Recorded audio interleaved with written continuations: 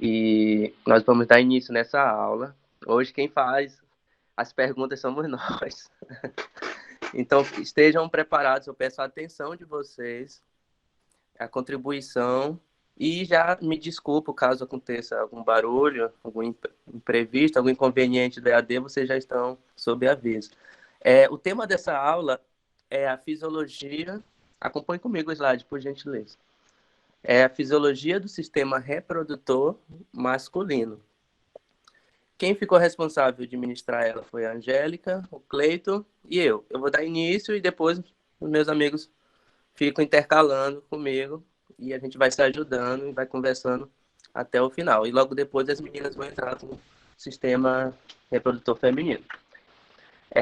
Eu trouxe esse esqueminha para vocês e eu peço a atenção de vocês, porque eu me preocupo que vocês entendam esse esqueminha. Se vocês entenderem isso aqui, eu já estou satisfeito com essa aula. Então, o que vai definir as características masculinas é a presença do cromossomo XY, que no caso do sistema feminino é XX, certo? Até aí, ensino médio. Você já sabia disso. Só que o que acontece? A presença do gene, eu estou olhando aqui para a tela, a presença do gene XRY no cromossomo Y, ela vai trazer uma caracterização do sexo, ou seja, a gente começa a partir de agora a estudar a diferenciação do sexo. Isso aqui é um pouco da embriologia, a sexta, a sétima semana de gestação, onde a gente ainda não tem, quer dizer, o esquema já mostra, né, a diferenciação, mas até então a gente tinha gônadas semelhantes, tanto para o sistema masculino quanto para o feminino. E aí é a partir da presença da substância inibidora mulleriana, deixa eu ver se eu consigo, se vocês conseguem acompanhar o meu mouse, a partir da presença dessa substância inibidora, que a gente vai começar a ter uma diferenciação das características fenotípicas. E por que é importante compreender isso? Como vocês perceberam, eu coloquei lá em cima anatomia, eu escrevi anatomia do sistema reprodutor masculino. Mas antes da gente trabalhar as características fenotípicas, de fato, anatomia de fato, eu queria que vocês compreendessem como que se manifestam essas características ao longo do período gestacional, certo? Então, novamente, vindo para o esqueminha, vocês percebem aqui que nas células de Leydig, nas gônadas, só abrindo um parêntese, vocês sabem o que são gônadas, pessoal? Vocês podem me ajudar a dar essa aula? Eu vou adiantando. As gônadas masculinas são os testículos e as gônadas femininas são o quê? Os ovários. Mas nesse primeiro momento a gente vai trabalhar com o sistema masculino. Então, nesse caso, a gente percebe da sexta à sétima semana, a gente percebe as gônadas masculinas por meio de que de um aparecimento, né, e um aumento da testosterona, que é o hormônio que vai posteriormente se transformar em dihidrotestosterona. Acompanhe comigo aqui, por gentileza. E a presença desse hormônio ele vai promover as características fenotípicas do sistema masculino, no que se refere ao desenvolvimento do pênis, da bolsa escrotal e da próstata. Daqui a pouquinho eu vou estar mostrando para vocês a figura e a gente vai identificar esses elementos anatômicos. Mas o foco a ênfase desse esquema é vocês compreenderem como que se diferencia as características fenotípicas do sistema, como que ocorre essa diferença, né, entre o sistema masculino e feminino. Então, o que eu queria que vocês entendessem até a quinta semana, vamos dizer assim, é claro que acontece, se a gente for observar a literatura, alguns autores vão dizer que é a sétima semana, outros vão dizer que é até a sexta, mas eu vou colocar até a quinta semana gestacional. a gente ainda percebe gônadas semelhantes, gônadas em comum, tanto para o sistema masculino como para o feminino. Então, a gente não sabe ainda o que é um testículo, o que é um ovário, certo? A gente tem as gônadas. Só que a partir da presença da substância inibidora mulleriana e da presença da testosterona, perdão, a partir da ausência, para não confundir vocês, a gente tem a ausência do hormônio mulleriano e a gente tem a presença da testosterona. Essa combinação, é ela que vai identificar para a gente as características fenotípicas e a definição, é claro, também do sexo masculino. Então, só para revisar, se fosse, presta atenção, pessoal, eu conto com a atenção de vocês. Me acompanhe aqui, por gentileza. Se a gente estivesse estudando o sistema feminino, que é o que as meninas vão trazer daqui a pouquinho para vocês, se fosse o sistema feminino, sistema reprodutor feminino, ao invés de ter presente essa substância inibidora mulleriana, a gente não teria essa presença da substância inibidora mulleriana. A gente teria o hormônio mulleriano. E isso apresentaria as características fenotípicas do sistema feminino. Entretanto, nós estamos estudando o sistema masculino. Logo, a gente não tem a presença do hormônio mulleriano. Pelo contrário, a gente tem a substância inibidora desse hormônio mulleriano. Então, ao invés de ter características fenotípicas femininas, a gente tem uma regressão dos ductos de Muller. E, em contrapartida, a gente tem o quê? Uma transformação dos ductos de Wolff, não sei se estou pronunciando correto, Wolff. E aí a gente tem a transformação desses ductos em epidímio. A professora está descontando agora. Em canal deferente. E continuando, pessoal. E as vesículas seminais, o ducto e o ducto ejaculatório. Ou seja, moral da história. Resumindo tudo, o hormônio testosterona é o que vai definir as características fenotípicas masculinas. E esse hormônio testosterona, ele se transforma em dihidrotestosterona e isso acontece em consonância com a ausência do hormônio mulleriano, certo? E isso vai definir as características fenotípicas do sistema reprodutor masculino. Alguém tem alguma dúvida, pessoal, nesse slide? Alguém conseguiu compreender? Tá tudo bem Outro explicado. detalhe. Outro detalhe. A testosterona, ela... Sim, pessoal, a hora é agora de tirar as dúvidas. Vai cair na prova, exatamente. Questão de prova, vai, que nem o professor Bruno falava. Questão de prova agora. Até a sexta e a sétima semana, a gente tem o que? As gônadas semelhantes, né? A gente não tem uma definição ainda de testículo ou do ovário. A gente tem as gônadas primordiais. E aí que vai ocorrer essa diferenciação, né? Na sexta à sétima semana. E aí tem algo muito importante que eu gostaria de conversar com vocês, que é a questão das células, né? As células de Leydig e as células de Sertoli. Nesse slide, para a gente encerrar ele, o que eu gostaria que vocês compreendessem é que a testosterona ela ocorre nas células de Leydig. Tá aqui o esqueminha, pessoal, para vocês acompanharem, para ficar prático. E a substância inibidora mulleriana, ela se manifesta através das células de Sertoli, mas isso é algo que a gente ainda vai trabalhar mais lá na frente. Próximo slide. Não sei se está passando aí para vocês também, está um pouco lento. Passou aí, Passou pessoal? aqui. Passou. Ok. Valeu. Ainda sobre anatomia.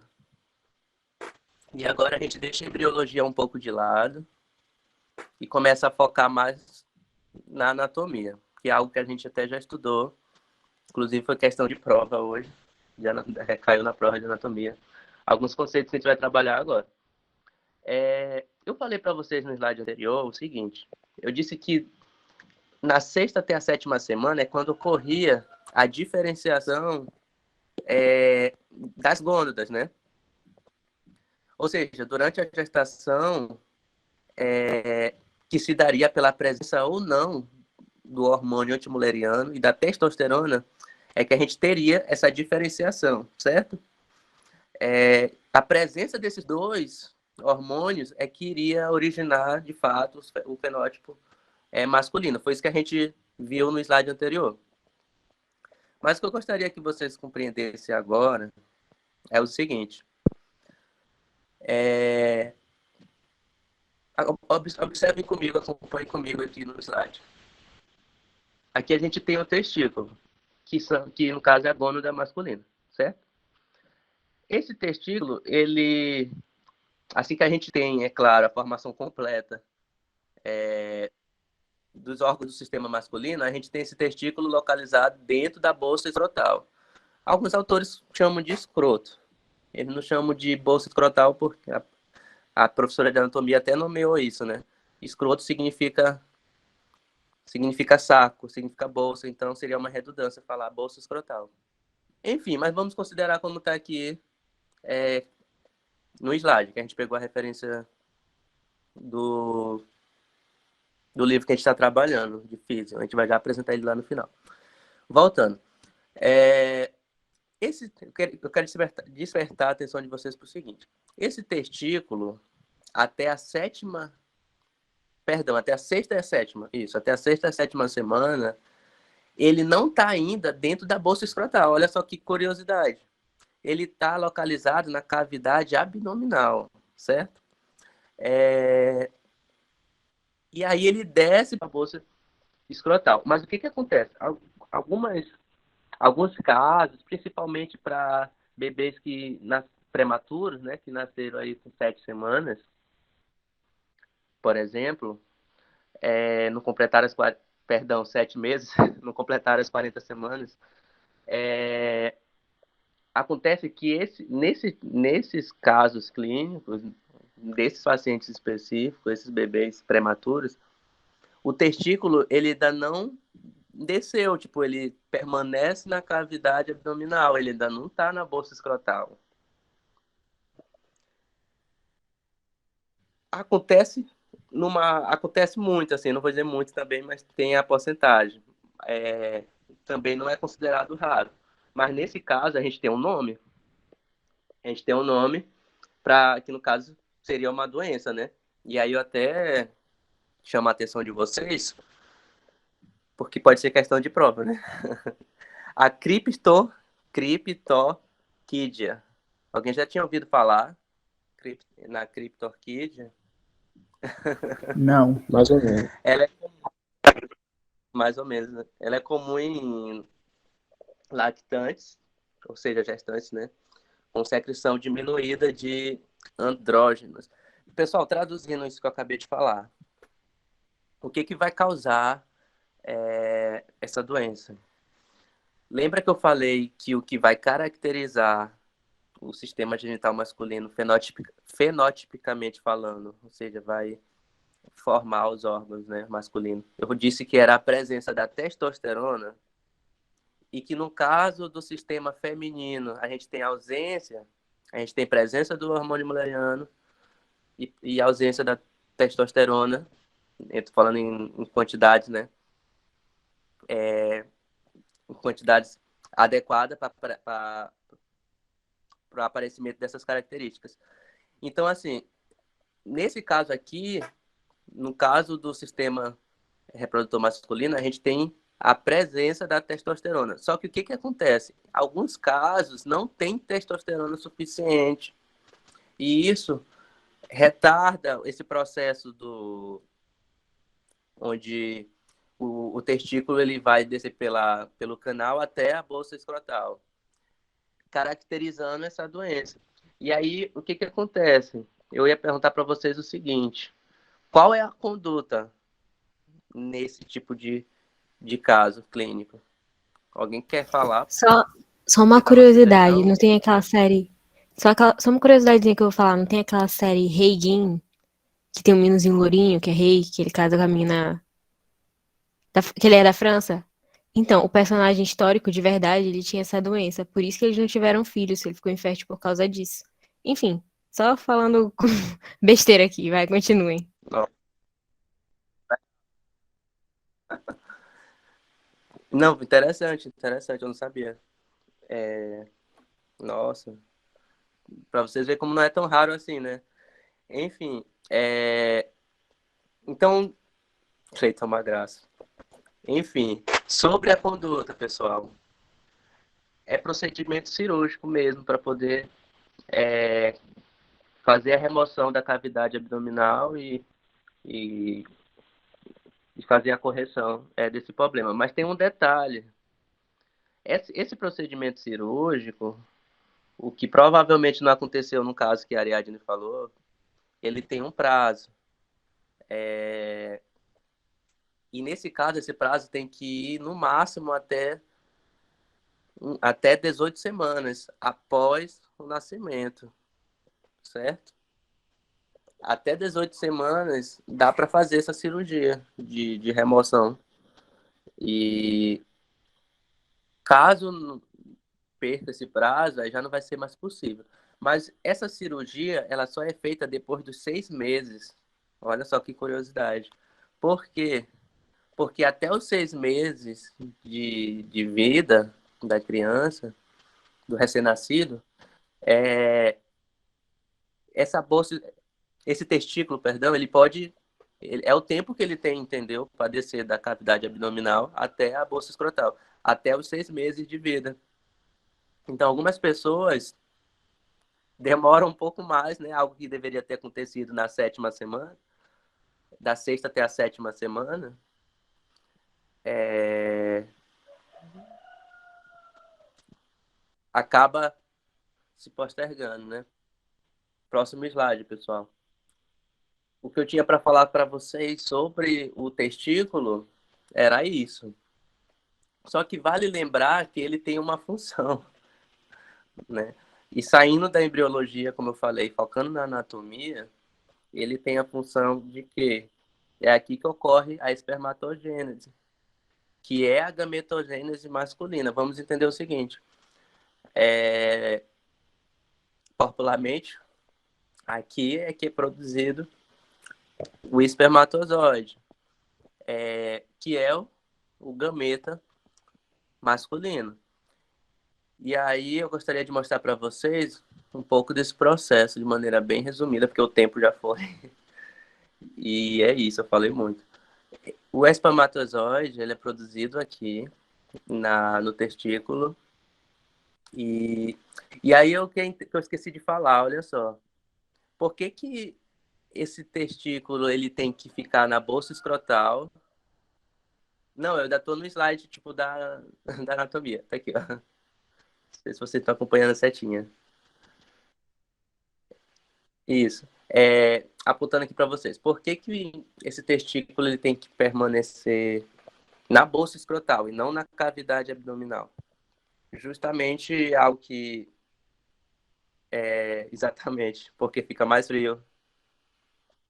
Vai ter outro slide ainda, professora. A gente vai ver de forma mais clara.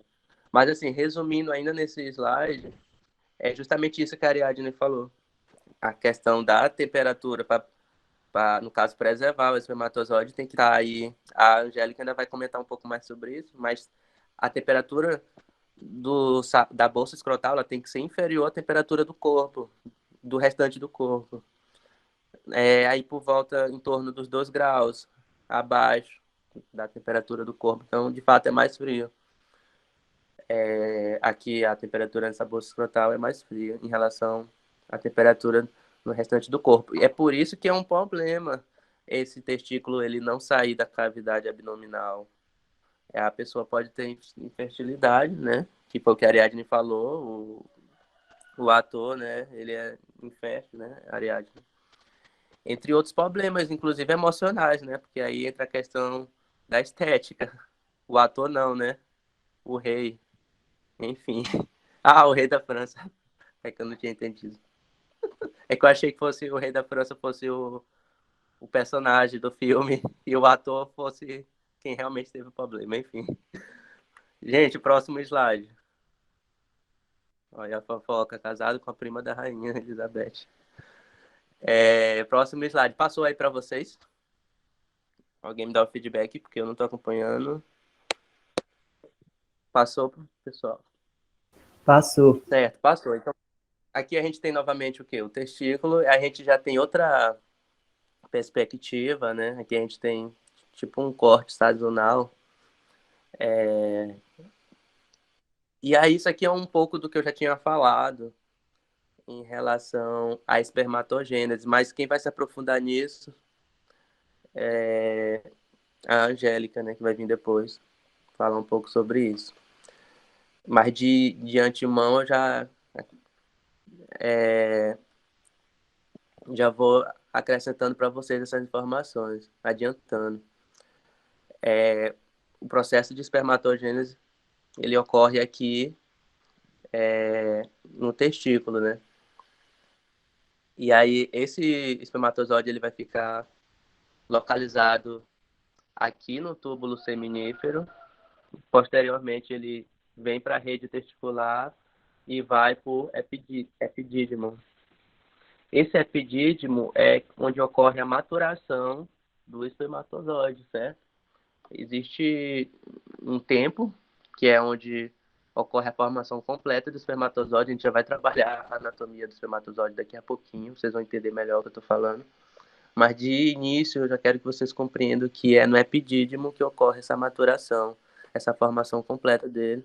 E aqui tem outros critérios, né, que fazem essa maturação acontecer, como a questão da temperatura que eu falei. Aqui tem uma temperatura ideal. Enfim. E do epidídimo, esse espermatozoide ele vai vir para o ducto deferente. E nesse ducto deferente, ele vai seguir ele vai seguir nesse ducto até chegar nos outros ductos que a gente vai trabalhar agora e passar pelas glândulas. Enfim, próximo slide. Desse slide aqui era isso que eu tinha para falar para vocês.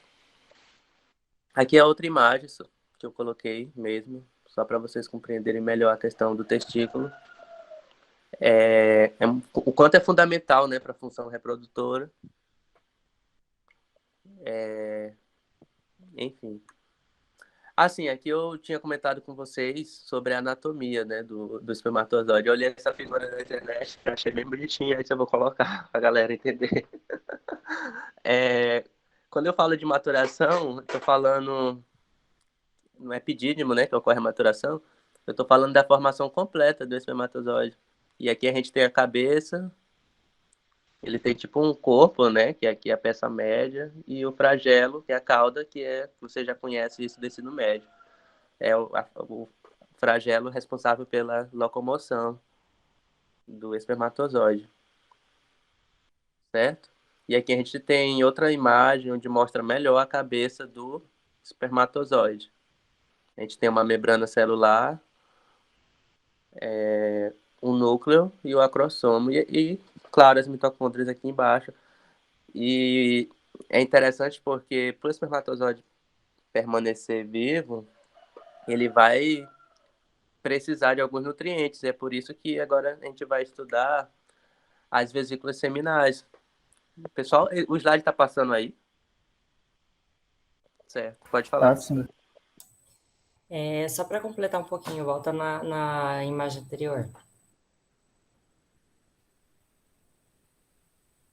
Tá. Aqui, pessoal, esse acrossomo, ele vai servir, ele tem enzimas digestivas. Então, ele vai servir para liberar essas enzimas e conseguir adentrar o óvulo, tá, pessoal? Na hora da fecundação, tá? Essas mitocôndrias, elas são importantes para ela gerar energia para conseguir movimentar o flagelo para que o espermatozoide possa ter movimento, tá, pessoal? Era só isso. Obrigado, professora. Continuando. Como a professora falou da questão, se eu posso chamar de metabolismo, né, do espermatozoide, e aí a mitocôndria ela vem como fonte de energia, né? Eu destaco agora para vocês as vesículas seminais. Lembra que eu falei que o espermatozoide, quando ele passa pelo epidídimo, aí ele vai pro tubo, deixa eu ver se eu volto nessa imagem aqui para mostrar para vocês. Aqui. Do testículo ele fica no epidídimo, que é onde ele tem a fase da maturação. Aí ele acessa o canal deferente. Nesse canal deferente, ele vai seguindo ali em torno fica próximo da bexiga, né? Esse canal deferente ele tem 25 centímetros, mais ou menos. Vale ressaltar isso. E aí ele vai se encontrar numa vesícula que fica aqui na região posterior à bexiga, que é a vesículas seminais. E sobre essas vesículas seminais, vale ressaltar algumas informações. Elas, aqui na imagem não está mostrando muito bem, né? Mas são duas vesículas. E durante o ato sexual, cada uma dessas glândulas, né? Essas vesículas seminais são glândulas, elas secretam o que a gente chama de líquido seminal, que nada mais é do que um líquido viscoso e amarelado, rico em nutrientes. Lembra que eu falei, perdão, que o espermatozoide ele necessitava desses nutrientes para permanecer vivo e apto, né, a de fato na fecundação tudo correr bem, vamos dizer assim. Enfim, essas vesículas seminais ela tem esse papel extremamente importante no que se refere ao líquido seminal, né, que vai ser fundamental nesse processo, nesse processo de preservação, vamos dizer assim, do espermatozoide e até mesmo do transporte, né, vai contribuir. Outra glândula é a próstata, muito conhecida aí pelos exames que o pessoal fala, exame de próstata, enfim. Mas qual é o papel mesmo da próstata? Ela tem um papel de secretar, é uma glândula, né, que secreta no interior da uretra. Deixa eu ver se eu mostro para você. Aqui, tá aqui a figurinha, né, no interior da uretra. Ela secreta o quê? Um líquido também, que é esbranquecido, leitoso e alcalino. E aí que vem o grande papel, né, vamos dizer assim, fundamental dessa glândula. Para que o espermatozoide permaneça em suas condições, como é que eu posso dizer, para que ele continue vivo, é necessário que ele esteja em um ambiente, a gente vai já estudar sobre o sêmen, e a gente vai perceber que tem um pH, né, do sêmen, que é um pH alcalino. Então ele precisa estar em suas condições específicas. E nesse caso, a glândula da próstata, que é da próstata, né, ela tem esse papel de secretar esse líquido prostático. E esse líquido, ele tem esse caráter alcalino, né? E esse caráter alcalino vai ser importante por quê? Porque o pH alcalino, ele é importante para neutralizar a acidez no interior dos canais deferentes, inclusive do canal vaginal, durante o processo, no processo de fecundação mesmo. Alguém tem alguma dúvida, pessoal, sobre isso? Sobre esses slides que a gente está trabalhando? Eu estou muito rápido? Tá não, o ritmo tá bom. Certo, continuando. Outras glândulas. Glândulas bulbouretrais. Caiu na prova hoje, né, pessoal? Caiu na prova essa glândula aqui, ó. Ela tem uma característica que é a característica lubrificadora. E ela é responsável por 5% do sêmen. É uma informação bem relevante, né? A gente vai trabalhar a composição agora do sêmen, vocês vão entender isso melhor. Composição, vamos lá, do sêmen.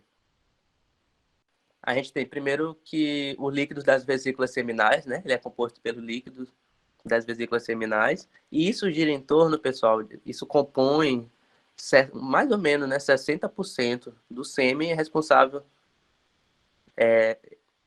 Esse líquido das vesículas seminais é responsável por preencher a composição do sêmen, né? 60%, grave esse número. Enquanto o líquido proveniente da próstata, da glândula da próstata, é cerca de 30%. E os outros líquidos, com mais o espermatozoide, dá cerca de 10%. E aí a gente tem a composição total do sêmen. Só repetindo, líquido das vesículas seminais 60%, líquido proveniente da próstata 30% e 10% dos outros líquidos e espermatozoides, assim que se compõe o sêmen. E aí eu falei do pH do sêmen, que é um pH médio, vamos dizer assim, né? Ele está quase que neutro. É 7,5. Já é um caráter alcalino, né? Básico, como eu falei para vocês.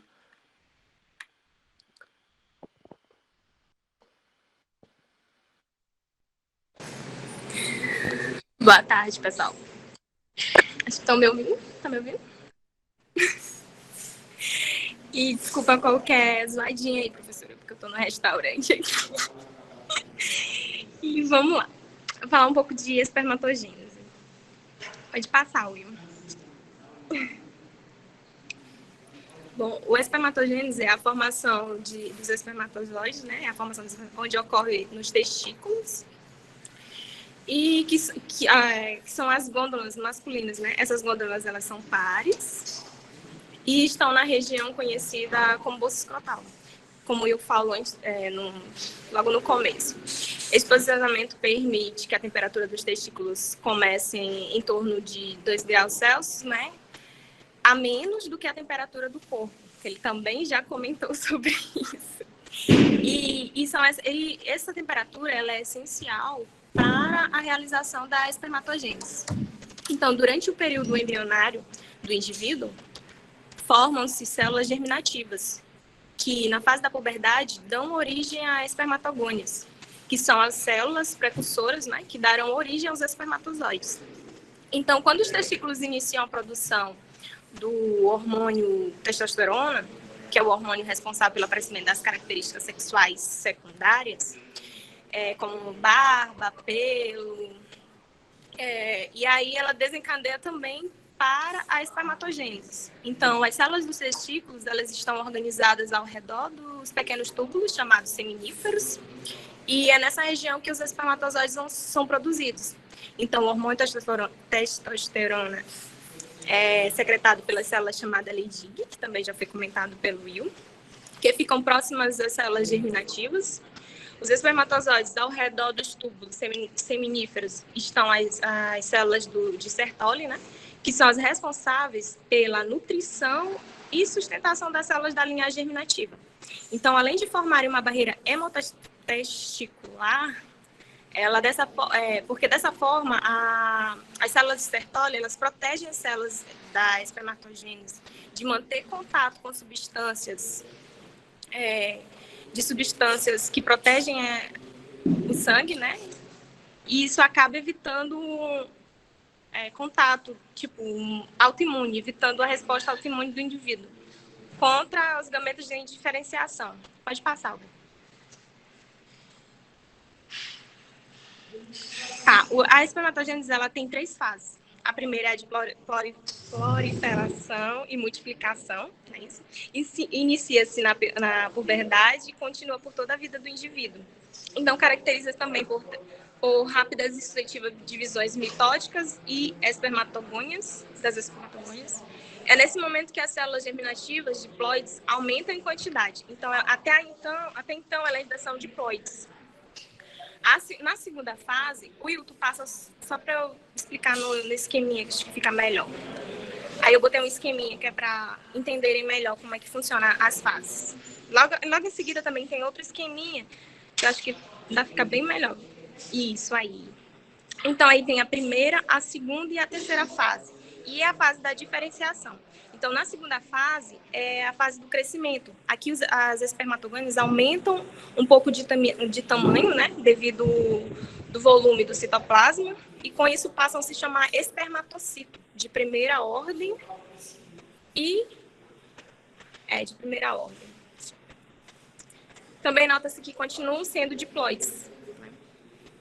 Aqui dá para ver, porque eu não tenho como explicar na setinha, mas o Will vai mostrando bem o espermatocito primário, que é perto da meiose, e já tá isso, bem mais embaixo, já está perto. Tá, aí já na terceira fase, que já é a parte chamada maturação, isso, mais embaixo, já está a parte da maturação, corresponde ao período da meiose. Acho que pode passar também. Tá, para finalizar a formação do espermatozoide, os centrífulos migram para a região imediatamente posterior do núcleo, né, o espermatite, e atuam na formação do flagelo. As mitocôndrias concentram-se na parte proximal do flagelo, ou seja, na região entre a cabeça e o flagelo, como o Will também já demonstrou lá na anatomia, né, do espermatozoide. Aí ela fica bem concentrada, também não tem como eu mostrar, né, mas dá para ver bem onde fica localizada a mitocôndria. Então, conhecida como ela fica entre a cabeça e o flagelo, conhecido como peça intermediária. Então, essa posição é estratégica para fornecer energia, como a professora tinha comentado, necessária para a mobilidade do espermatozoide, através do seu batimento flagelador. Pode passar. Aqui eu trouxe a espermiogênese, né, um esqueminha de como a formação do espermatozoide. Então, tem a espermatite, tem o núcleo. O próximo passo, ele vai perder parte do citoplasma, né, que será eliminado, e vai dar início à formação do flagelo. E logo em seguida temos o espermatozoide. Deu para entender ou foi muito rápido, gente?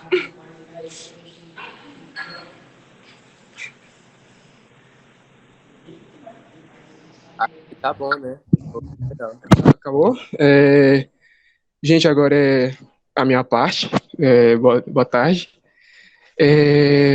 Para começar, nós vamos estar falando nesse momento sobre a questão do transporte de espermatozoides. Como acontece esse transporte desde da parte do testículo até a sua ejeção, posterior ejeção. Coloquei uma imagenzinha para ficar mais descontraída, mas pode passar, Will.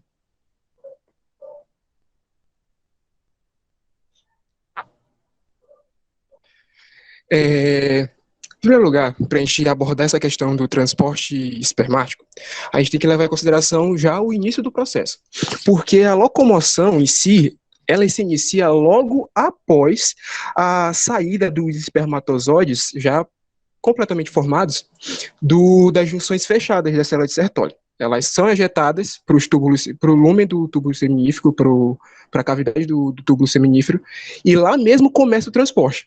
Só que uma coisa interessante, uma coisa que eu aprendi agora, que eu achei realmente bem interessante. Os espermatozoides, no começo, eles não são motrizes, eles não se movem. Eles são, geralmente, normalmente, para ele começar já inativo. Ele não se mexe de maneira ativa. Eles estão parados, eles são gerados parados. Só que o que acontece? Para a saída dos túbulos seminíferos para o epidídimo, as células de Sertoli, elas continuam produzindo líquido, e esse líquido exerce uma pressão sobre os espermatozoides, que são lançados por pressão para o epidídimo. Isso eu achei realmente interessante e faz muito sentido, porque os espermatozoides são células, entre aspas, de corredores de curta distância. Então, se desde o momento em que eles fossem formados, eles já estivessem se mexendo, se locomovendo, se tornaria mais difícil para ele conseguir chegar ao objetivo final, que seria a fecundação do óvulo.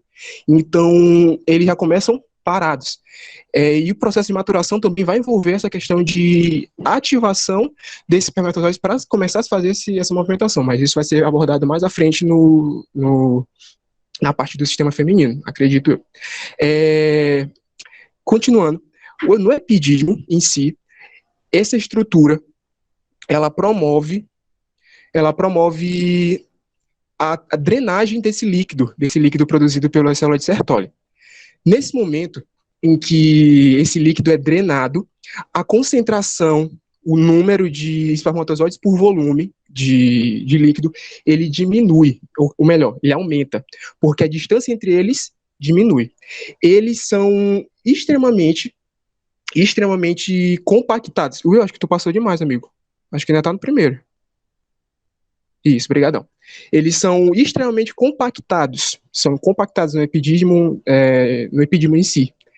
Nessa compactação, tudo isso, todas as estruturas que foram mencionadas pelo Will, principalmente, eles são estruturas e são procedimentos para melhorar a chance do espermatozoide chegar ao óvulo. Então, tudo isso, mesmo o grande agrupamento de espermatozoides no epidídimo, eles são para esse fim. E no final desse processo, eles estão bem agrupados para poder continuar sendo transportados.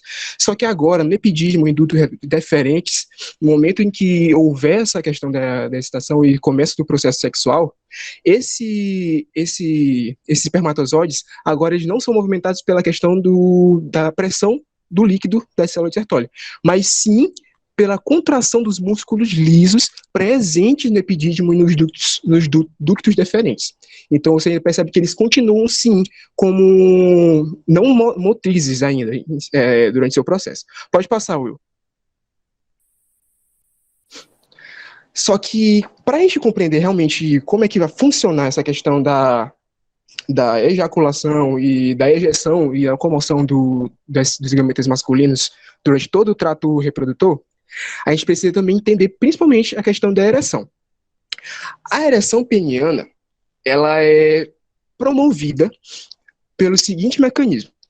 Como a gente sabe, como a gente vai colocar, vai ser explicado mais um pouquinho à frente, o pênis ele é formado por compartimentos cavernosos, cilíndricos e muito vascularizados. Basicamente 3 compartimentos. Esses compartimentos cobrem praticamente todo ele. Ok? Vai ter uma figura mais à frente, vai mostrar bem detalhadozinho, mas continuando a nossa explicação, ele cobre toda essa questão todo o corpo do peniano. Só o que acontece? Geralmente, sem o estímulo sexual, esses corpos cavernosos, os vasos sanguíneos, principalmente a questão das pequenas artérias presentes nesses corpos, elas estão contraídas. Então vamos voltar aqui, só para a gente entender bem como que funciona o processo. Sem nenhum tipo de estímulo sexual, as pequenas artérias presentes nos corpos cavernosos, elas estão contraídas. Então, se elas estão contraídas, logo, o fluxo sanguíneo ele é extremamente baixo. Beleza. Se ele é extremamente baixo, não tem pressão, não tem volume o suficiente para gerar o engurgitamento, o preenchimento completo desses compartimentos. Então, o pênis se encontra flácido. Isso principalmente pela ação da norepinefrina. A palavra é um pouquinho difícil, mas é norepinefrina, mas isso eu vou falar um pouco lá na frente. Continuando a questão do processo. As artérias elas continuam contraídas até esse momento. Só que com a excitação sexual, com o estímulo, seja na região peniana, seja estímulos visuais ou qualquer que seja, essas artérias elas se dilatam. Essas pequenas artérias se dilatam, aumentando o fluxo sanguíneo, gerando o engurgitamento dos corpos cavernosos, promovendo uma alta pressão nessas cavidades, o que possibilita a rigidez do pênis, ou seja, promove a ereção. Ok? E nesse processo acontece também um estímulo que acontece também nas veias da região peniana, desses corpos cavernosos. O que acontece com essas veias? No momento que há esse aumento da pressão sanguínea, que há o engurgitamento dos corpos cavernosos, essas veias que estarem trabalhando com a retirada do sangue, pela questão de nutrição dos tecidos e tudo, como a gente bem sabe, essas veias, elas são contraídas pela pressão exercida. Logo, como elas são contraídas, aumenta a pressão sanguínea, que facilita o engurgitamento e que vai manter esse engurgitamento enquanto houver o fluxo de sangue, enquanto se houver o fluxo de sangue e a manutenção do estímulo. Isso é um processo muito rápido, um processo que se dá mais ou menos entre 5 a 10 segundos normalmente. Ou seja, e a questão da ereção toda se dá nesse processo. Contração, enquanto ele está sem estímulo, na excitação, a dilatação das artérias, aumenta o fluxo sanguíneo, mas os corpos cavernosos são preenchidos, as veias penianas são contraídas, e isso é mantido enquanto o estímulo estiver ocorrendo, ok? Isso tudo a gente chama isso de reflexo sexual, que é a questão do estímulo, recebimento do estímulo, e até o processo processo erétil. Pode passar, meu amigo Will. Aqui está uma figura que eu encontrei que é muito didática, achei realmente bem interessante, estava procurando bastante ela, e graças a Deus achei uma perfeita. Aqui vocês veem, no canto superior direito, vocês veem a estrutura peniana interna. Aqui no canto superior de esquerdo, vocês veem um corte, uma visão lateral do pênis, da estrutura do reprodutora masculina. Vocês percebem que tem aqui eu tô apontando. Perdão, gente, mas vocês estão entendendo. Aqui vocês percebem que tem aqui os corpos, essas cavidades que vão ser contraídas, que vão ser preenchidas por sangue.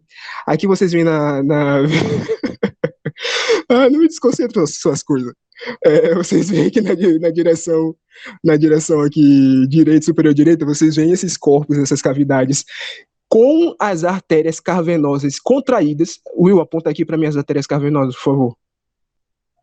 Bem aqui no meio aqui, superior direito. Superior direito. Aqui os pontos vermelhos. Isso, garoto. Aqui nós vemos as artérias cavernosas contraídas pela falta de estímulo. Quando... não briga com ele, tio. Tá cansado, bichinho. Aqui fazendo aqui a contração dessas artérias. No momento, aqui no canto direito... Opa. Aqui no canto inferior direito, vocês percebem essas artérias cavernosas dilatadas e fazendo a promoção do engurgitamento dessas cavidades. E promovendo a ereção, como vocês podem ver. Professor, desculpe pelo reflexo de chamar a tia, porque aqui, o normal aqui em casa não é por nada. Desculpa, a senhora é de boa. Enfim, pode continuar, meu. Passa mais um. Bem, mas o que induz essa dilatação das pequenas artérias? A gente tem que entender que a contração dessas pequenas artérias, que promove a flacidez e tudo mais, eles são estímulos simpáticos. Olha só, é a questão que a gente volta lá na questão que a gente teve lá com o Bruno. A questão dos neurônios simpáticos. Esses neurônios simpáticos estimulam a produção de norepinefrina. Essa substância, ela promove a contração dos músculos lisos presentes nessas artérias. Ok? Logo, se está ouvindo um estímulo sexual, esse estímulo que promove a norepinefrina, esse estímulo simpático, ele some. Logo, como a gente sabe que o nosso corpo ele funciona muito com essa questão de um estímulo o estímulo simpático faz uma coisa, o estímulo simpático faz outra. Então a gente percebe que a questão da ereção é promovida sim pelo estímulo parasimpático. Então, além disso, e principalmente, esse é um fator que eu falei, né, a questão do estímulo para inibir a produção de norepinefrina. Mas o fator principal é a questão da produção de óxido nítrico. Essa substância ela promove o relaxamento dos músculos. Só que a produção dessa substância, desse óxido nítrico, está relacionado com a ação dos neurônios, dos neurônios responsáveis pela secreção dessa substância. Ou seja, nós tivemos um estímulo, o que estava estimulando a produção de norepinefrina é inibido, esse estímulo, é promovido a estimulação do óxido nítrico, que promove o relaxamento desses vasos, que promove o aumento do fluxo sanguíneo, que promove o preenchimento desses corpos e que promove a ereção. Eu fui claro? Eu fui claro? Alguém tem alguma dúvida, quer que eu volte? Porque às vezes eu falo um pouco rápido. Deixa eu só corrigir uma coisa. O óxido nítrico, ele vai servir como um vasodilatador, tá? Então, ele vai promover o aumento do fluxo sanguíneo ali no pênis. Isso.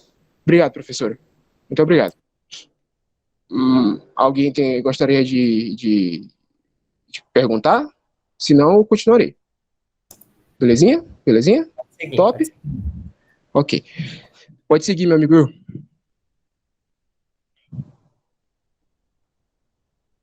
Aqui vocês veem um pequeno esquema sobre como é que funciona essa questão do recebimento dos estímulos. A gente percebe aqui, ó, que esses estímulos, eu apontando de novo, esses estímulos, eles começam pela aferência dos mecanorreceptores do pênis, que fazem essa estimulação tanto no pênis quanto também a questão das vias superiores, a gente vai falar isso um pouco mais à frente. Esse estímulo promove a ativação dos neurônios que liberam óxido nítrico, para promover a vasodilatação, promover a dilatação desses músculos lisos, e diminui a atividade dos neurônios simpáticos, que inibe a secreção de norepinefrina, que é o que favorece a contração desses vasos. Então, vocês percebem que uma coisa dilata e a outra impede que seja contraído. Ok? Então, corrigindo uma coisa, Cleiton, ele vai promover a vasodilatação no vaso, não é no músculo liso, tá? Ah, tá bom. Desculpa, professor. Ele leva a vasodilatação do vaso, tá? Ah, tá. Beleza. Então, acho que eu confundi mal. Perdão. Então, feito esse adendo, voltamos, que o óxido nítrico promove a vasodilatação, não atua no músculo liso. Eu acho que foi um pequeno erro meu, perdão por isso. E, enfim, algo promove a vasodilatação e outra coisa promove a não contração. Então, acontece a dilatação das artérias, a ereção e a compressão das veias, que também favorece a ereção. Pode passar. Mas, quais são esses receptores e vias que dão início ao reflexo sexual? Para ser iniciado esse reflexo, tem que ter um recebimento de um estímulo. E geralmente esse estímulo se inicia na própria genitália, porque a região da glande, a região da cabeça do pênis, ela possui vários mecanorreceptores que são estimulados, e esse estímulo viaja pelas fibras aferentes, que transportam esses impulsos, fazem as sinapses na porção inferior da mandíbula, e esses neurônios controlam os estímulos percorrentes pela saída aferente. Só que é muito válido ressaltar que não se dá só por essa via, não é ocorrendo só pela via dos mecanorreceptores da genitália, mas também os centros cerebrais superiores, eles trabalham avidamente nesse quesito, porque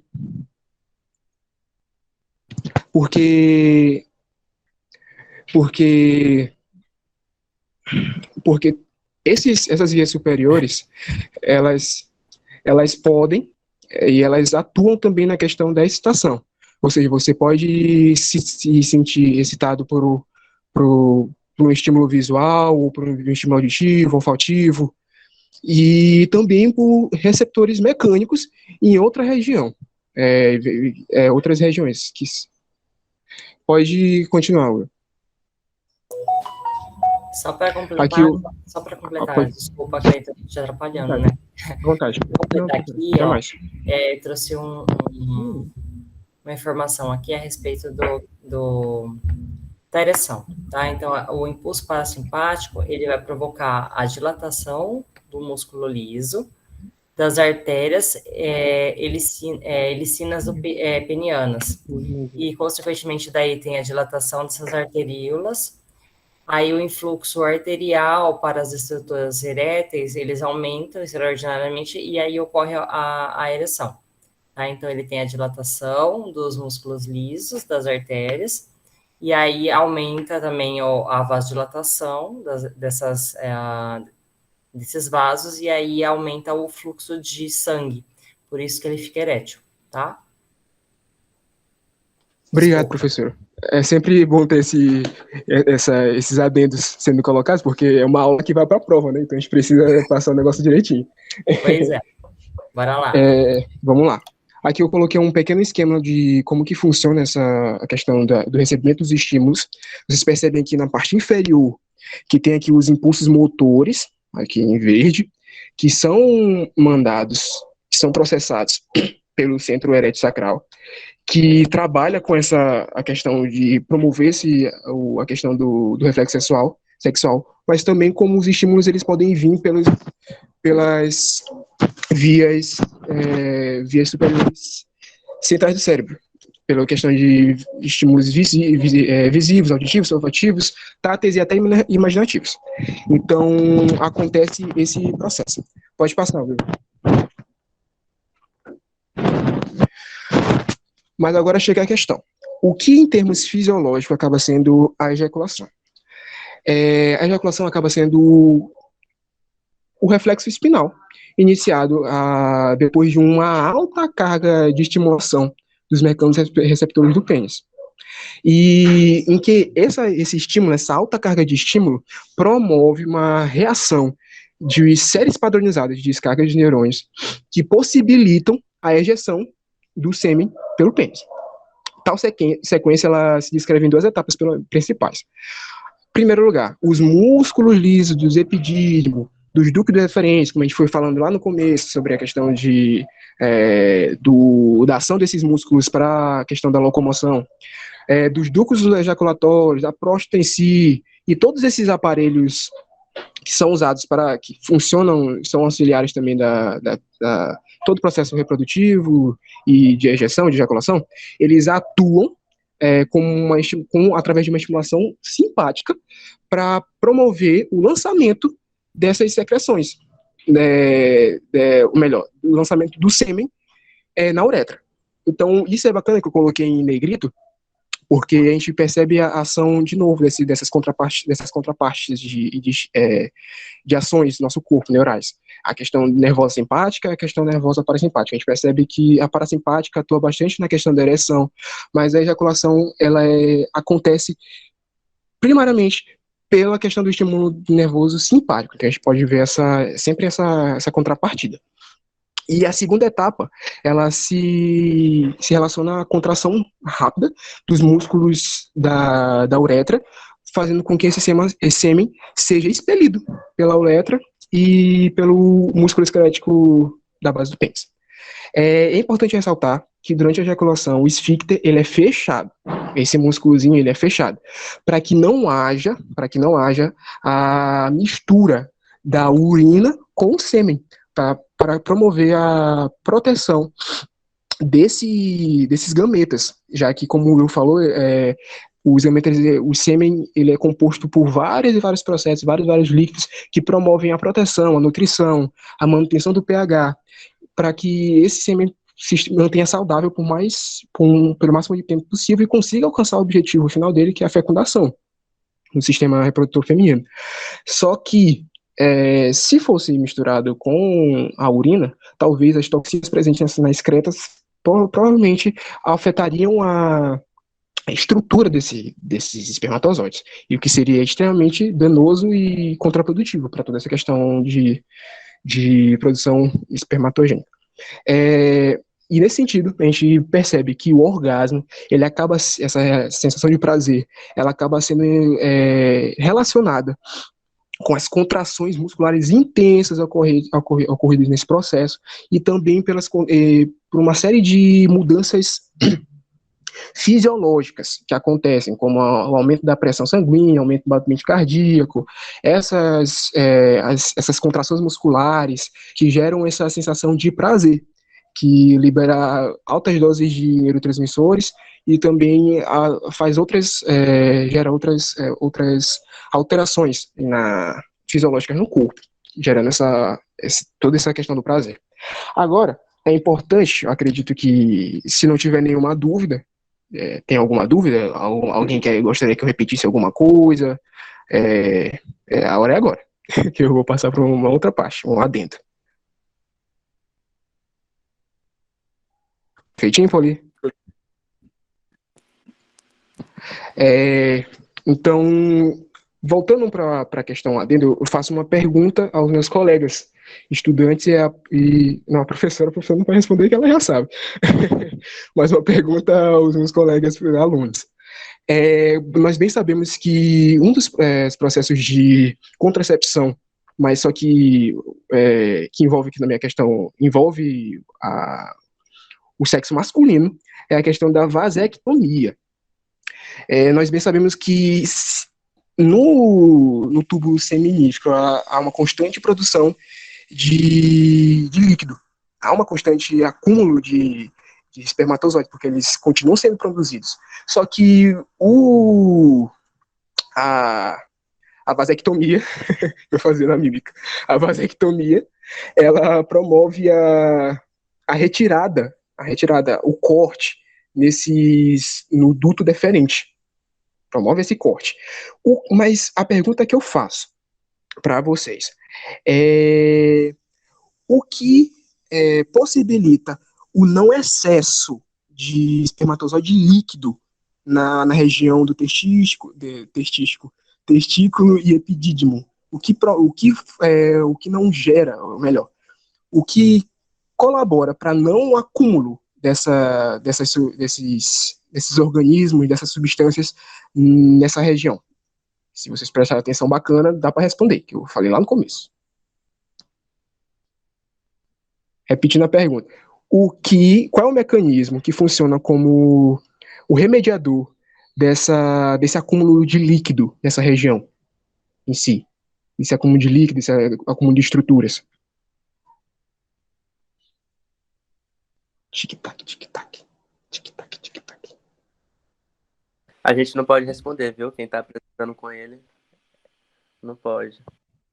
Vai ganhar um pirulito, Ariadne. Hoje é a vingança de ontem.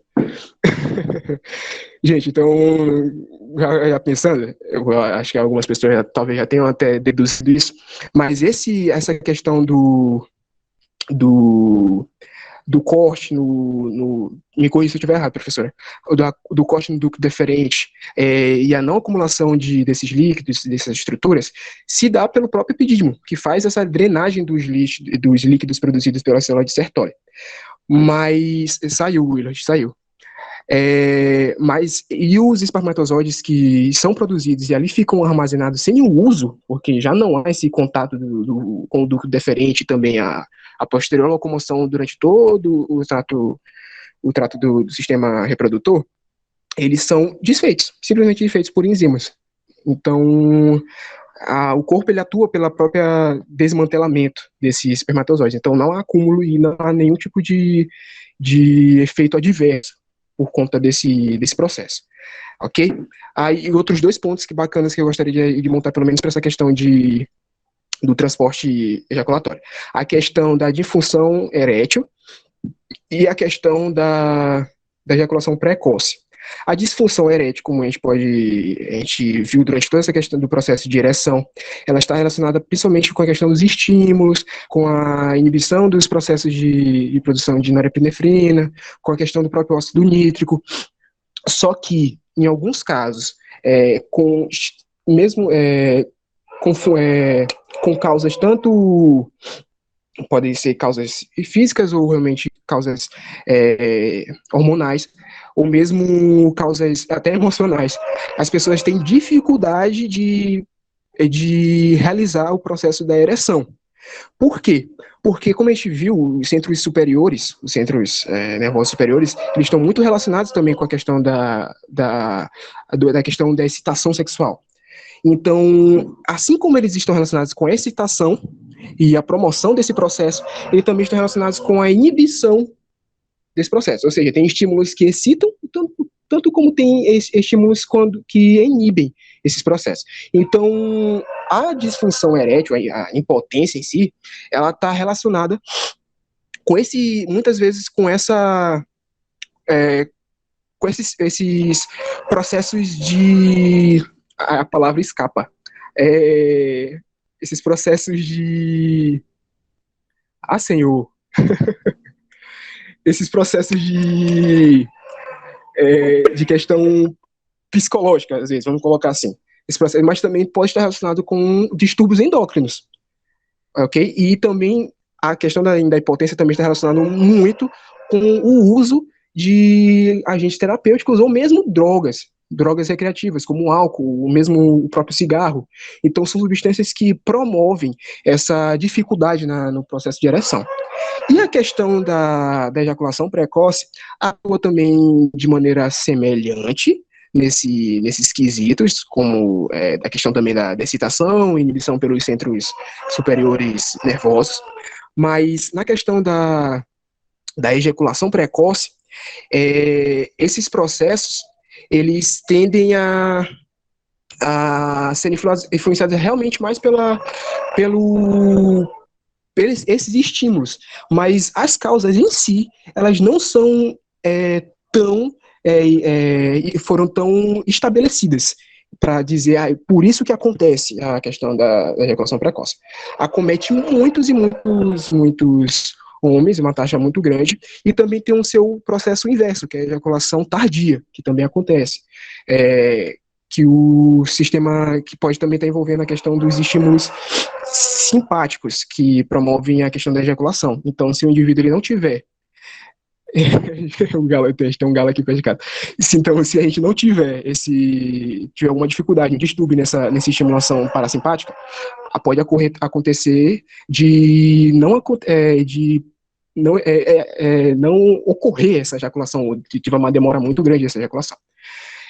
Will, conseguiu? Senão eu transmito aqui pelo meu amigo. Acho que não tem problema. Pode transmitir aí, bora ver quem vai entrar. Tá bom. Aqui, pelo menos, acabou a minha primeira parte. Eu agradeço pela atenção de todos e já eu volto. Vou só transmitir aqui para vocês. Professora, se a senhora tiver também algum adendo necessário, eu agradeceria bastante. Não, tá tranquilo. O que você pensou já tá suficiente. Tem bastante informação já. O legal é a participação do Galo. O Galo, ele tá... Participação especial. Tá empolgado. Rapidinho. Deixa eu só achar aqui o nosso slide. Olha, o meu entrou, né? Vê aí se aparece, pessoal. Bora ver se vai funcionar. Eu acho que funcionou. Vocês estão conseguindo visualizar? Não, apareceu agora. Apareceu. Só me diga a que tá aparecendo. Isso aqui é um pouco do que o Cleiton falou sobre o hipotálamo. Ó, Cleiton, tuas figurinhas. Não, achei ainda não. Porque muito. Volta. Ah, não, isso aqui é a outra parte. É eu. Tá me ouvindo? Sim. Tá me ouvindo? Ah, tá. Pois tá. Então, vamos falar um pouco sobre a regulação hormonal. Para início, o hipotálamo, que é uma glândula bem pequena, ela é localizada na região do encéfalo, né, que todo mundo, a maioria já sabe, secreta um hormônio liberador da gonadotropina, eu péssima para pronunciar, a dicção não deixa, conhecido pela sigla GnRH. Tá, que vem do inglês, né, gonadotropin, Hellingham, né, e por sua vez este hormônio ele atua em uma glândula que fica bem pertinho, na região inferior do cérebro, chamada hipófise. Então, ela secreta o hormônio folículo estimulante, conhecida como FSH, e o hormônio luteinizante, cuja sigla é o LH. Aí eu coloquei só um esqueminha para ficar mais claro, né, como ocorre o processo. Aí o Will passa o slide, por favor. Aqui eu vou falar mais um pouco sobre o FSH, como atua, né? Ele atua sobre a célula de Sertoli, que realizam a síntese de fatores que regulam a espermatogênese. Então, as células de Leydig, elas são estimuladas pelo LH e produzem testosterona. Ou seja, como eu já havia falado antes, é o hormônio que desencadeia a espermatogênese e é responsável por desenvolver as características sexuais secundárias masculinas. Então, a regulação da secreção dos hormônios gonadotrofinas, que é o LH e o FSH, é dada por um feedback negativo, ou como é chamado também retroalimentação negativa. Então, como a testosterona ela é secretada em resposta ao LH, né, exerce o efeito recíproco de inibir a secreção de LH e FSH pela hipófise, então inibe os hormônios de gonadotropina pelo hipotálamo. Se deu para entender essa partezinha? Alguém ficou com dúvida? Aí mais à frente eu vou dizer, tem um esqueminha. Bota aí, Bill. Eu acho que dá para exemplificar mais um pouco. Então, funciona assim. Quando a secreção da testosterona atinge uma quantidade, o mecanismo é um feedback negativo.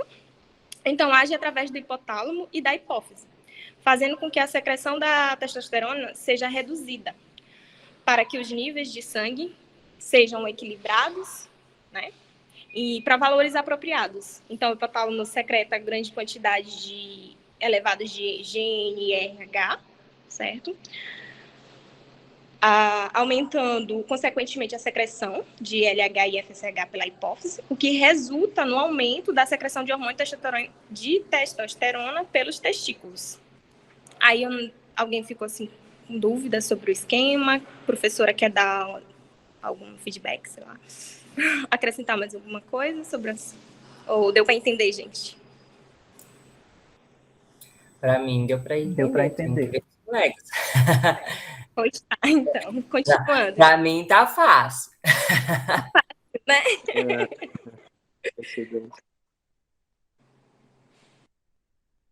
Muito bem, então, pessoal, vamos continuar. A gente já está finalizando, é muita informação. Acordem, falei que nem a professora, acordem.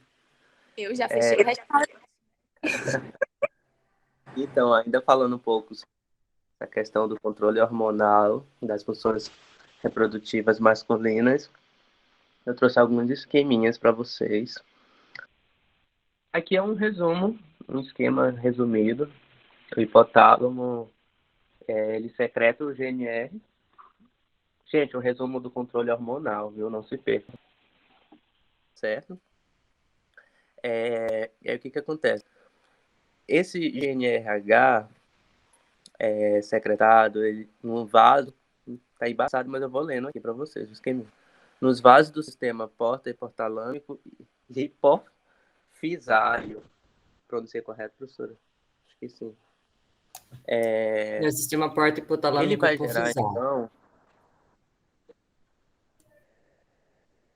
Nossa, enfim. Sistema hipotalâmico hipofisário, exatamente. A gente vai ter, então, ele vai dar origem na adenohipófise, na secreção do FSH e do LH. Aí o que eu tinha falado na hora que travou foi o seguinte, que esse FSH, ele é estimulado, vamos dizer assim, principalmente sobre as células de Sertoli, diferente do LH, que, quando local, viu, pessoal, nos testículos, ele é encontrado nas células de Leydig, o LH. Então, repetindo, gente, que batalha saiu. Repetindo, gente, o FSH, eu vou já colocar de novo, é que eu não quero perder o raciocínio. O FSH, ele atua sobre as células de Sertoli, não tem mistério, gente. São duas. A gente tem as células de Sertoli e as de Leydig. Nas de Sertoli é o FSH, nas de Leydig é o LH. E aí essa secreção de FSH, ela é inibida principalmente pela inibina, só que agora a gente vai precisar do esquema, não vai ter graça. Deixa eu colocar. Tu consegue espelhar aí, Cleiton, por gentileza? Sim, agora é o teu mouse, né? Não é mais o meu, mas tudo bem. Vocês estão me ouvindo? Ah, sim. Eu não estava ouvindo a senhora. Pode falar agora. Então, assim, gente, só um minutinho. As células de Sertoli, ela vai produzir inibina e vai produzir também testosterona, tá? Então, olha aqui nessa figurinha. O FSH, ele vai estimular as células de Sertoli a produzir a testosterona. Volta lá.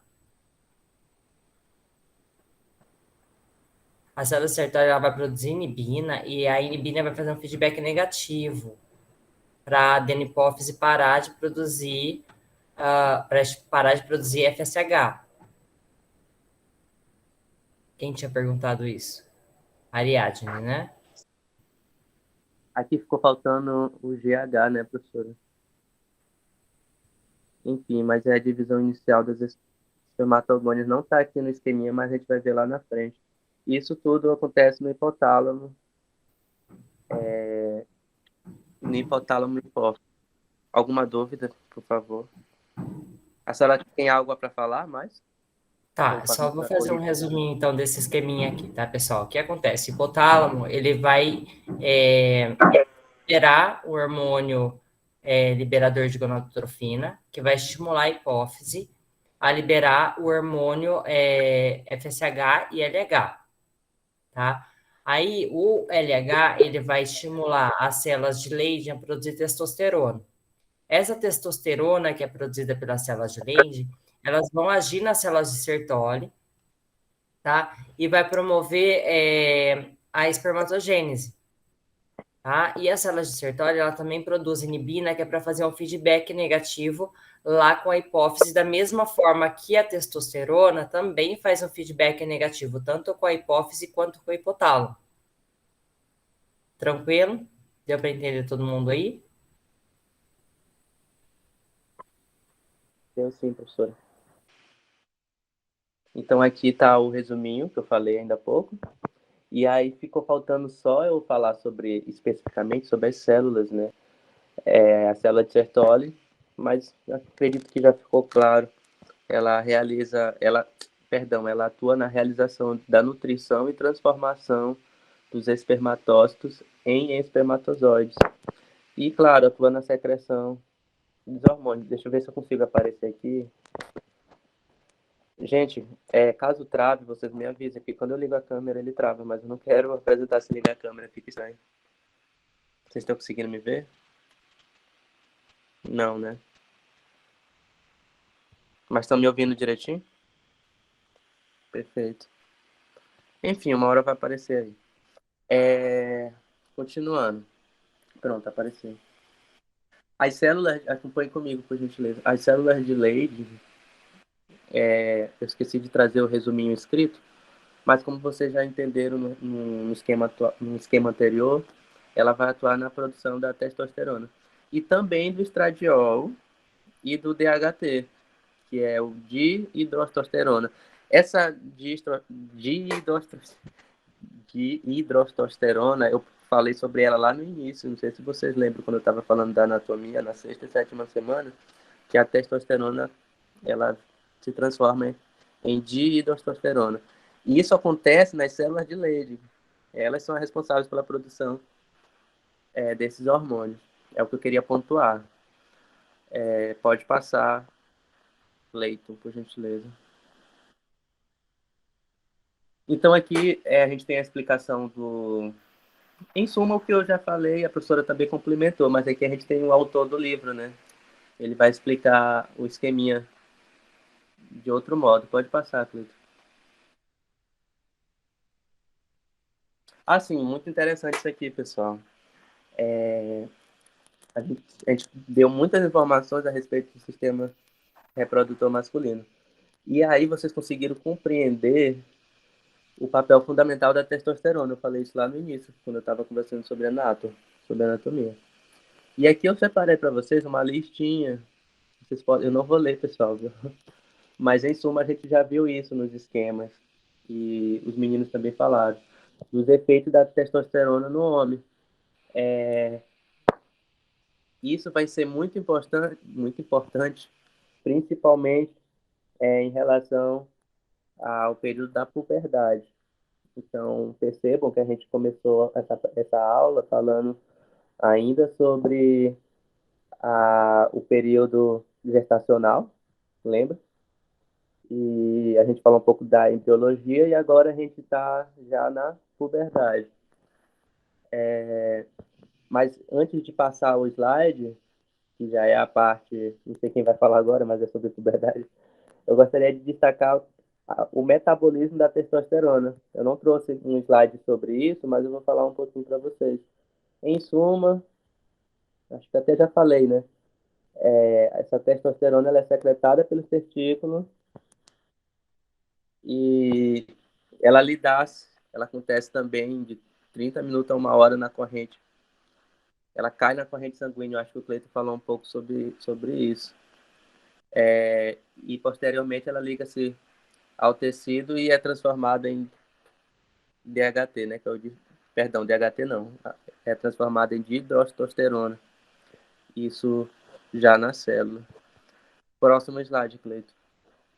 Pessoal, estou falando um pouquinho rápido porque a gente esgotou o nosso tempo. A gente fez e a gente Demorou. Então, Hoje tenta a aula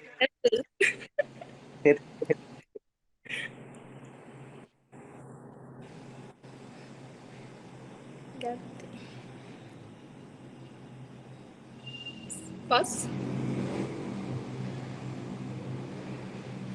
Tá. Vamos falar então sobre. Já estamos na parte da puberdade, né? Eu coloquei aqui uma definição, né? Para vocês entenderem de onde vem a palavra puberdade. Vocês dêem uma olhadinha, né? Então eu vou só resumir para não ficar tão longo. Então, portanto, é um conjunto de transformações provocadas pela liberação do hormônio, né? Que estimula o crescimento e a mudança de partes do corpo, né? Principalmente, tanto na fase feminino quanto masculino. Então, principalmente o desenvolvimento dos caracteres secundários relacionados à reprodução. Então, na parte feminina, as meninas vão entrar mais com detalhes. Aqui, passa aí, Will. Eu acho que eu coloquei, tá, a regulação, eu botei um esqueminha para explicar como é que funciona, né? Que eu já falei anteriormente sobre a regulação da reprodução masculina, mas aqui já, só para ficar mais nítido, sabe? Então, na puberdade, a infância é marcada então, pelas baixas dosagens de estrógenos sexuais. Então, nessa fase, a hipófise possui sensibilidade ao feedback negativo, que, sendo assim, a pequena quantidade dos hormônios sexuais consegue inibir toda a produção da hipófise, fazendo com que a síntese de FSH e LH seja mínima. Então, o evento principal da puberdade é o aumento da secreção de hormônios, então, que consiste no eixo hipotálamico hipofisário gonadal, visto que é nessa fase que o hipotálamo completa seu período de maturação, né? E passa a perceber que os hormônios gonadotrofinos, o GnRH, folículo estimulante, que é o FSH, e o luteizante, que é o LH, encontram-se em pequenas concentrações semelhantes às que eles tinham as que tinham no embrionário, né? Então, dessa forma, a secreção do hormônio hipotalâmico, o GnRH, passa a ser pulsátil e, dessa forma, estimula o lado anterior da hipófise.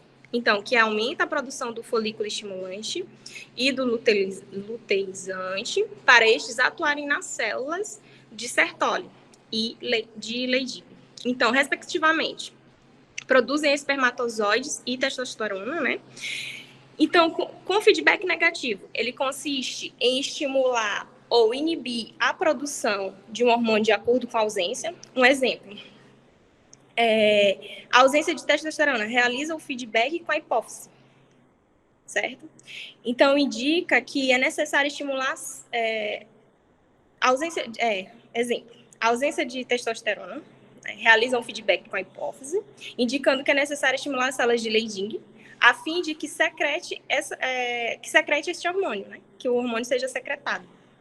Então, aqui, eu trouxe esse esqueminha que é para explicar. Então, na parte da testosterona, que vai fazer as modificações. Então, com excretado o LH, vai para excretar essa testosterona, né? Que faz as modificações na voz. O Will me desconcentrou. Tá, aí faz as modificações. O menino começa a ter a voz com um timbre mais grave, né? A musculatura fica mais incorporado, os pelos começam a aparecer, isso no caso das meninas também, né? E até o comportamento também começa a ser modificado a partir do aumento da produção de testosterona. Passando, tem mais um. Passa aí, Will. Acho que eu tinha colocado mais um. Tá. Aqui é a relação do feedback negativo que eu acabei de explicar, com a falta de... com a realização da testosterona, realiza feedback com a hipófise. Aí eu acho que dá para entender mais ou menos como é que funciona a estimulação e a inibição. Tudo ok? Professora? Alguém passa, por favor. Acho que era o último, né, Will? Uhum. Cleiton que tá passando. Desculpa, Bem, é o Cleiton. agora é. Relaxa. Agora é a minha parte. Nós estaremos falando nesse momento sobre o hipogonadismo, que acho que pela já definição, a derivação do nome, acho que é fácil a gente notar o que significa isso, em que nós percebemos que o hipo, ele se relaciona a baixa e gonadismo é ação, no caso da gônada, então você tem uma baixa ação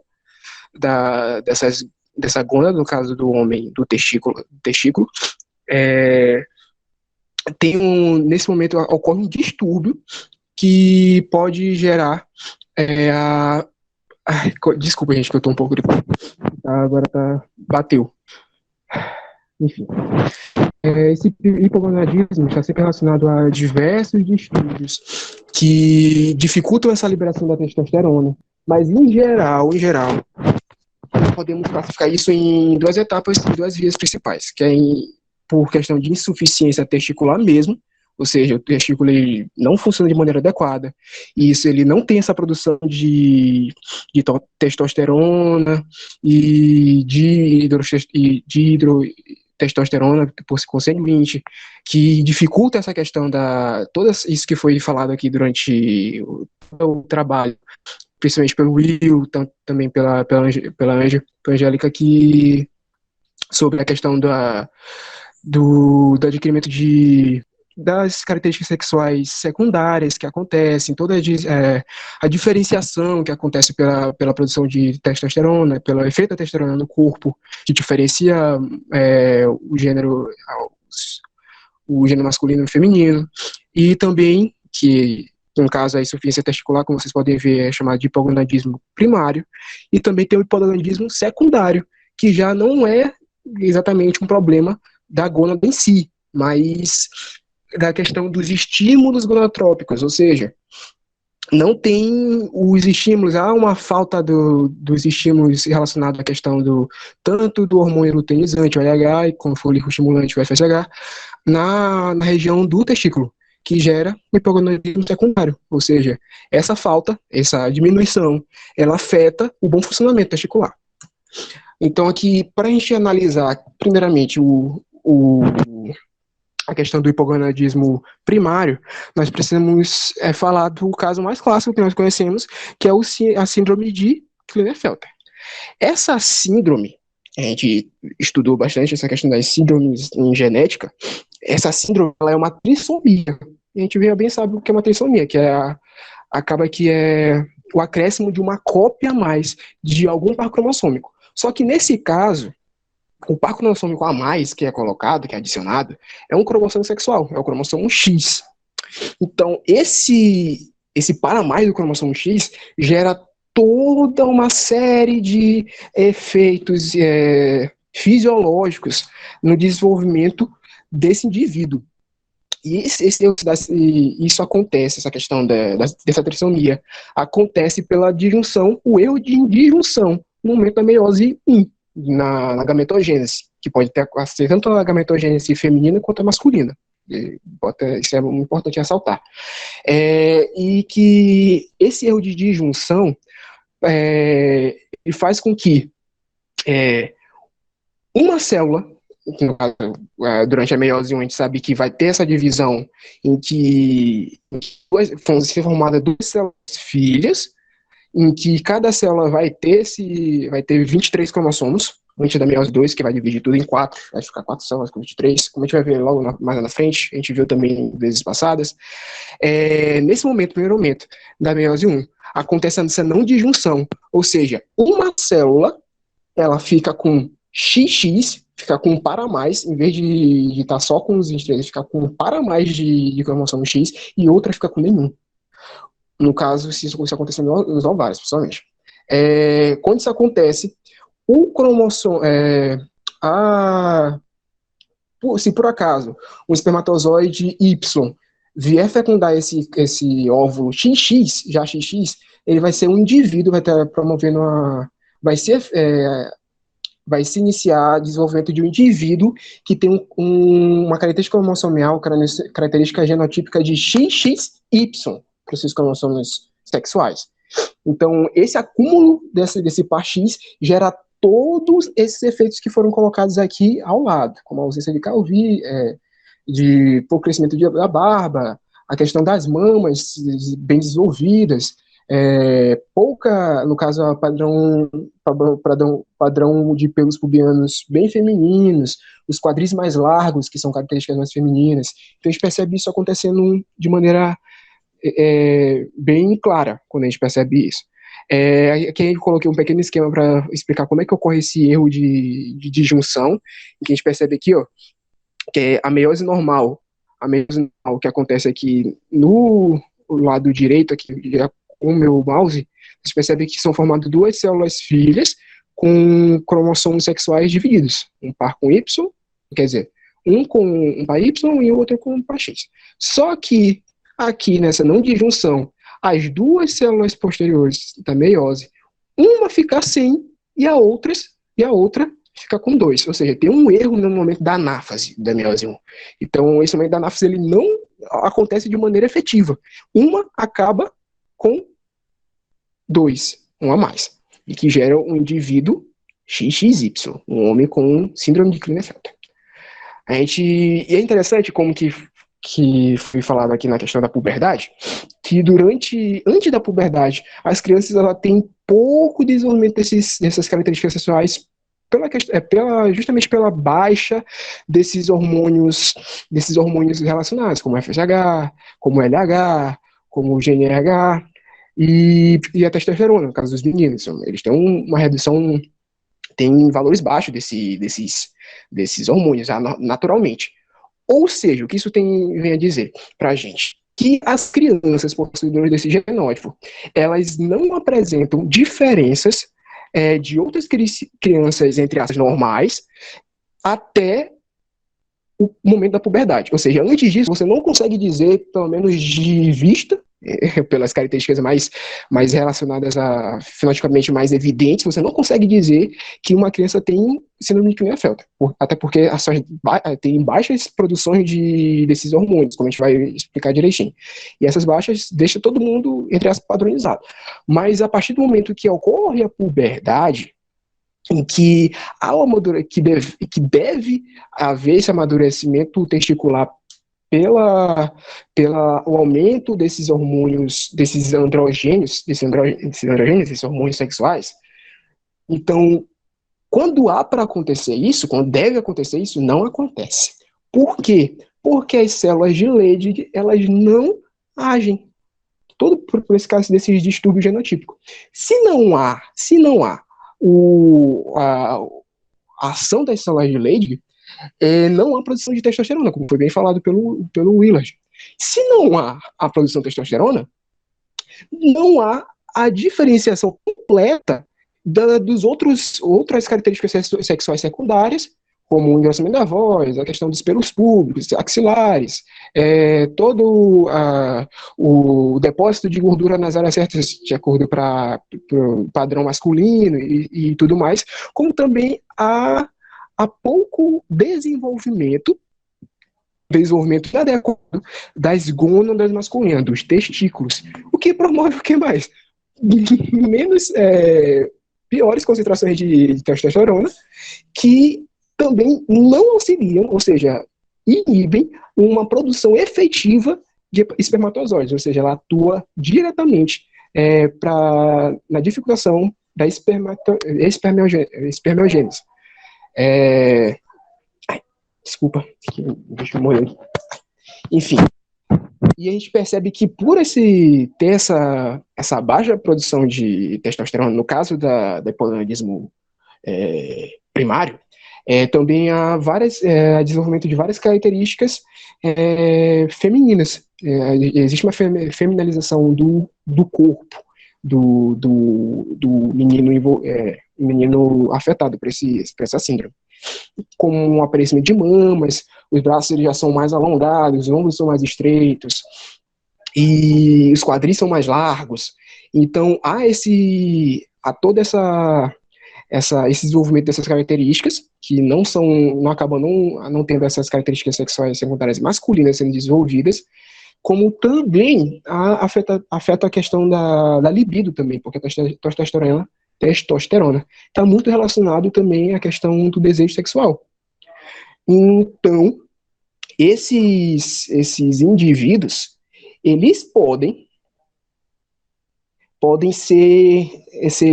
ter um efeito, podem passar por um processo terapêutico em que há a suplementação de testosterona, mas ainda assim, com a suplementação de testosterona, que aumenta a libido, que impede a questão das características mais evidentes, como o aparecimento das mamas, ainda assim, esse indivíduo, ele tem o seu processo de espermatogênese dificultado. Não ocorre, não ajuda, no caso, não contribui para o processo de espermatogênese, porque esses indivíduos eles apresentam altíssimos níveis de gonadotropinas, como LH e FSH. E a gente vê toda essa questão fisiológica. Então, há esse problema também dos homens que passam por esse processo terapêutico na questão da fertilidade em si, justamente pela dificuldade no processo de espermatogênese. Só que, indo agora para outra via, que é o hipogonadismo secundário, essa via ela acontece justamente pela redução da secreção de FSH e LH. E existem pelo menos 2 fatores que levam à redução da secreção desses hormônios, tanto do folículo estimulante quanto do luteinizante. Existem 2 fatores específicos. Primeiro, é a hiperprolactinemia. Existe um hormônio no nosso corpo, como vai ser bem falado pelas meninas que vão falar sobre o sistema reprodutor feminino, um hormônio chamado prolactina, um hormônio extremamente relacionado com o processo de amamentação, de possibilitação do processo de amamentação. Esse hormônio, quando em alta quantidade na corrente sanguínea, em alta concentração, ele promove produção de leite. Obrigado, professora. Ele promove a diminuição da secreção de LH e FSH, como vai ser explicado posteriormente. Então, se na minha hipófise, nas células hipofisárias, acontece algum tipo a palavra fugiu. Algum tipo de alteração, vou usar essa palavra. Acontece alguma alteração, como mesmo um tumor nessas regiões, nas regiões que fazem essa produção de prolactina, e esse tumor leva uma secreção exacerbada de prolactina, essa prolactina vai atuar como um feedback negativo para a questão do LH e FSH. Então, se não tem LH e FSH, as gônadas, elas acabam não sendo estimuladas. As células de Leydig, as células de Sertoli, acabam não sendo estimuladas, que faz com que não haja uma produção adequada de testosterona, que prejudica a questão da espermatogênese, que age também pela falta a baixa da testosterona também age nas questões comportamentais e também de questão de libido. Então a gente percebe que tem toda uma cascata relacionada com o aumento de prolactina no sangue. E a outra causa é a perda completa da ação adenoprofisária. Ou seja, o indivíduo ele nasce com isso, pode ser de um fator genético, ou pode acontecer também por trauma. Pode ser por trauma, por infecção, acontecer algum tipo de coisa, algum tipo de lesão acontece nessa região, que faz com que essa região não produza as substâncias estimulantes. E se não tem a produção de LH-FSH, entra no mesmo caso do anterior. Não há estímulo da célula de Sertoli, não há estímulo da célula de Leydig, ou seja, não há estímulo à espermatogênese e não há estímulo à produção de testosterona, que vai cair nas mesmas situações das situações anteriores. E agora a gente passa para o último tópico, e que vai passar agora para o sistema reprodutor feminino. Agradeço. Valeu, Cleiton. Obrigadão. Então, pessoal, a gente já está encerrando. São 3 minutos para 4 horas. Eu vou terminar a minha apresentação. É só esse slide, viu? Sem surtos. Eu vou falar sobre a andropausa. Gente, não tem mistério. Vocês já ouviram falar na menopausa. As meninas vão apresentar agora, e elas vão falar sobre a menopausa. No homem, a menopausa a gente chama de andropausa. É algo muito semelhante. Aqui no material eu coloquei o seguinte, um trecho do livro também. Com o envelhecimento, alguns homens manifestam um aumento nos problemas emocionais, como depressão. E isso é algumas vezes descrito como andropausa. Enfim, traduzindo isso aqui, o que é andropausa em termos fisiológicos? É nada mais nada menos que a redução da testosterona. É, é a erradicação total dos hormônios andrógenos, ou seja, não tem mais nenhum hormônio andrógeno, tá? Acabou todos. Com o passar da idade, não é isso, pessoal. Os hormônios andrógenos, eles continuam. Inclusive, a própria testosterona continua. Só que ela é reduzida com o passar dos anos, né? Alguns fatores sistêmicos, eles acontecem, né, com a idade, e por conta disso ocorre essa redução da testosterona. Isso acaba causando esse estresse, alguns quadros depressivos, alterações hormonais, né, pessoal? Como eu coloquei aqui no slide. Ainda se tem muito o que estudar sobre isso.